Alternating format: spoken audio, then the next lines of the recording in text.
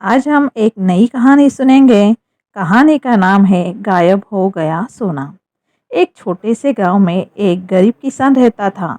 उसका नाम रामू था।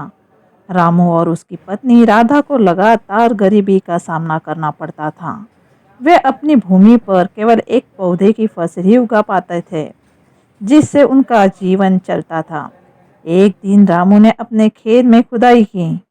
वहाँ उसने एक पुरानी पोतली खोजी और उसे खोला।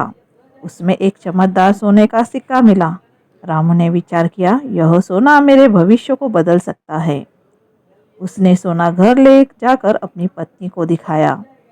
राधा ने बड़े आनंद से कहा, हमें इसे धार्मिक स्थान पर चढ़ा देना चाहिए। रामू ने अपनी पत्नी की बात मान ली और वे दोनों अपने पूरे गांव के साथ सोना लेकर मंदिर चले गए। वहां पहुंचकर उन्होंने पुजारी को सोना सौंप दिया और उनसे पूछा, यह सोना हमें और हमारे गांव के लिए कैसे फायदा पहुंचा सकता है। पुजारी ने कहा, यह सोना आपके और आपके गांव के लिए अच्छा शुभ चिन्ह है। हम इसे मंदिर के खजाने में रखेंगे और इसका उपयोग धार्मिक कार्यों में करेंगे। रामू और राधा खुश होकर वापस अपने गांव लौटे। उन्होंने अपने पूरे गांव को सोने की खबर सुनाई और सभी ने इसे बड़े आनंद से स्वीकार कर लिया। कुछ दिन बाद गांव में एक अजीब घटना हो गई। सोने का सिक्का मंदिर से गायब हो गया।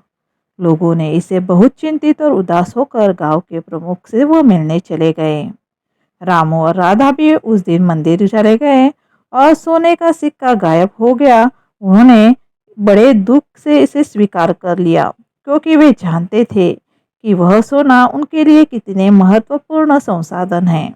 रामू ने तत्काल प्रमुख से मिलकर बताया कि वह सोना कैसा गायब हो गया। प्रमुख ने वादा किया कि वह इस मामले में जांच करेंगे और सच्चाई को सामने लाएंगे। कुछ दिनों बाद प्रमुख ने आदमी को एक गिरफ्तार कर लिया। जो सोने को चुराया था वही वह आरोपी था। सोने का सिक्का बरामद हुआ और लोगों को आशा की एक नई किरण मिली। इस घटना से लोगों को सिखा दिया कि हर काम को ईमानदारी से करना चाहिए और चोरी करने की बजाय उन्हें मेहनत करके काम करना चाहिए।